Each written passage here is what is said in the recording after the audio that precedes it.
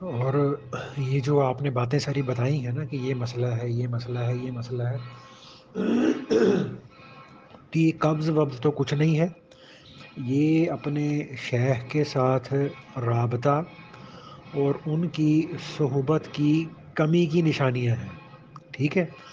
تو چونکہ ابھی ہم لوگ مبتدی ہوتے ہیں نا، نئے نئے سلسلوں میں بیعت ہوئے ہوتے ہیں، تو ہماری جو روحانی نسبت ہوتی ہے وہ بہت کمزور ہوتی ہے۔ تو اب اس کا مطلب یہ ہوتا ہے کہ وہ کہنے کی نسبت انعکاسی ہوتی ہے ہماری۔ انعکاسی کا مطلب یہ ہوتا ہے کہ جیسے ہم جتنی دیر تک ہم سردی میں ہیٹر کے پاس بیٹھے رہیں یا آگ کے پاس بیٹھے رہیں تو ہمارا جسم گرم ہو جاتا ہے، بالکل ہم جیکٹ بھی اتار دیں، سویٹر بھی اتار دیں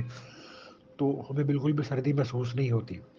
تو لیکن جب ہم ہیٹر سے یا آگ سے دور ہو جاتے ہیں نا، تو آگ یا ہیٹر سے دور ہونے کے کچھ دیر تک تو ہمارا جسم گرم رہتا ہے، ہمارے اندر وہ حرارت موجود رہتی ہے، لیکن اس کے کچھ دیر کے بعد ہمیں پھر سردی لگنی شروع ہو جاتی ہے۔ تو اس کا حل یہ ہوتا ہے کہ ہمیں پھر دوبارہ آگ کے پاس یا ہیٹر کے پاس جانا پڑتا ہے۔ اسی طرح سے سردیوں کی گرمیوں میں جو ایئر کنڈیشنر ہوتا ہے،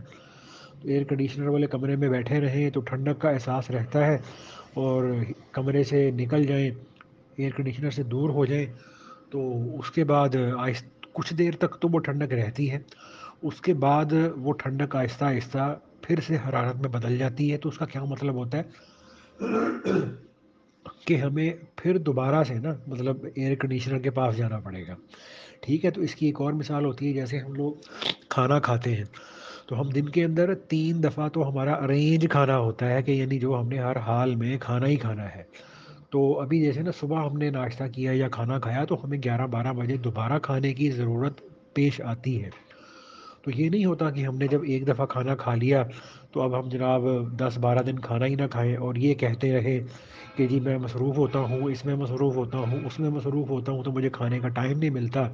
تو اب کھانے کا ٹائم نہ ملنے کی وجہ سے، کھانا نہ کھانے کی وجہ سے میرے جسم کے اندر جو علامات پیدا ہو چکی ہیں، ٹھیک ہے، جو کمزوری پیدا ہو چکی ہے، اب مجھے اس کا علاج بتایا جائے۔ تو بھئی اب اس کا علاج تو یہی ہوگا کہ آپ دوبارہ کھانا کھائیں،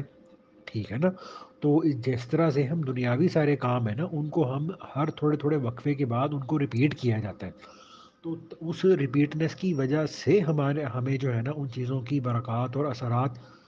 حاصل ہوتے رہتے ہیں۔ تو اسی طرح سے شیخ کی صحبت کی بھی ابتدا کے اندر یہی مثال ہوتی ہے کہ ہم جیسے ہم بھی ہیں نا، اب جب ہم بھی اپنے شیخ کے پاس جاتے ہیں نا، ہماری جمعہ کے دن مجلس ہوتی ہے، تو اگر اللہ نہ کرے مطلب ہمارے شیخ صاحب ہیں وہ کسی سفر پہ چلے جائیں، جمرے پہ چلے جائیں، مجلس کا ناغہ ہو جائے ہمارے لیے، یا ہمیں کوئی مصروفیت بن گئی کہ ہم ایک دو جمعے ان کے پاس نہ جا سکیں، تو ہمیں بھی اپنی کیفیت کے اندر، اپنی ایمانی قوت کے اندر نا ایک اچھا خاصا واضح فرق محسوس ہوتا ہے، اپنے اندر ایک کمی محسوس ہوتی ہے۔ تو اس لیے اس کا جو علاج نہیں ہے، کچھ بھی نہیں ہے، یا قبض بھی نہیں ہے، یا کچھ بھی نہیں ہے، یہ صرف اور صرف اپنے شیخ کے ساتھ رابطے کی کمی ہے، ٹھیک ہے نا؟ تو اس لیے ہمارے جتنے بھی سلاسل روحانیہ ہوتے ہیں نا، ان کے اندر تو بسا اوقات ذکر سے بھی زیادہ جو اہمیت ہوتی ہے وہ شیخ کی صحبت کی ہوتی ہے۔ تو اس لیے آپ نا یہ کوشش کیا کریں کہ جیسے آپ، یہ تو نہیں ہے کہ آپ کے شیخ سندھ میں ہیں تو آپ پنجاب میں ہیں،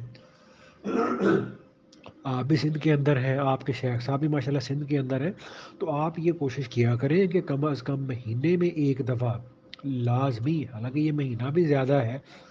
تو بندے کو تو یہ کوشش کرنی چاہیے کہ بھائی جب مجھے موقع ملے، جب مجھے موقع ملے نہیں، مجھے موقع نکالنا چاہیے اپنے لیے، ٹھیک ہے نا؟ تو جب بندہ مستقل اپنے شیخ کے ساتھ رابطہ رکھتا ہے، ان کی صحبت میں مستقل آتا جاتا رہتا ہے، تو پھر انسان کو بہت زیادہ یہ ایمانی روحانی اعتبار سے نا مطلب فائدہ ہوتا ہے۔ تو اب اس میں پھر انسان کو اتنی بہت زیادہ محنت مجاہدہ بھی نہیں کرنا پڑتا، جیسے ہم نے دیکھا ہے نا کہ جو ٹرین کا انجن ہے، تو اب انجن کے اندر ساری مشینری ہوتی ہے، سارا کچھ ہوتا ہے، ساری قوت، سارا ڈیزل پٹرول اس انجن کے اندر ہوتا ہے، ڈبوں کے اندر کچھ بھی نہیں ہوتا۔ تو لیکن جب وہی ٹوٹے پھوٹے سے ڈبے اس انجن کے ساتھ جڑ جاتے ہیں نا، تو وہ بھی اسی سپیڈ سے بھاگنا شروع کر دیتے ہیں جس سپیڈ سے ٹرین کا انجن بھاگ رہا ہوتا ہے، اور ٹرین کے ڈبے جب انجن کے ساتھ جڑ جاتے ہیں تو ٹرین کے ڈبے اس انجن کے ساتھ جڑنے کی وجہ سے اسی منزل پہ پہنچتے ہیں جس منزل پہ یا اسٹیشن پر انجن پہنچتا ہے. تو اس لیے میرے تو بظاہر ناقص فہم کے اندر نا مجھے تو یہی محسوس ہوا ہے کہ یہ قبض وغیرہ کچھ نہیں ہے. تو یہ بس چونکہ ابھی آپ مبتدی ہیں بظاہر، چونکہ ہم سارے مبتدی ہیں، تو ابتدا کے اندر انسان کو نا اپنے شیخ کی صحبت کا اہتمام بہت زیادہ کرنا چاہیے کہ اللہ تعالیٰ کے فضل و کرم سے شیخ کی صحبت کی برکت سے ہی یہ جو ساری کی ساری جو چیزیں ہوتی ہیں نا یہ اللہ کے فضل سے قابو آ جاتی ہیں. تو اس لیے آپ نا کم از کم کوشش کر کے مہینے میں ایک دفعہ ضرور اپنے شیخ کی صحبت کو اختیار کریں. تو یہ پڑھائی کی مصروفیت ہے. اب ماشاء اللہ آپ تو طالب علم ہیں، لیکن میں تو باقاعدہ کسی مدرسے میں بھی نہیں پڑھا ہوا. تو لیکن ہمارے ایک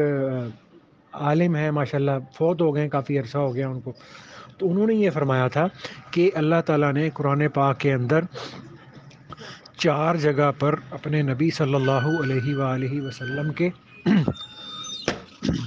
مقاصد بعثت بیان فرمائے ہیں. تو ان 4 مقاصد بعثت جو بیان فرمائے ہیں نا، ان میں 4 میں سے 3 جگہ پر اللہ نے علم کو جو ہے نا وہ مؤخر کیا ہے، تزکیہ کو مقدم کیا ہے. تو اس سے ہمیں تزکیہ کی اہمیت کا بھی نا اندازہ ہوتا ہے کتنی ہے. تو اپنے شیخ کی صحبت کا نا آپ اہتمام کریں، انشاءاللہ فائدہ ہوگا آپ کو.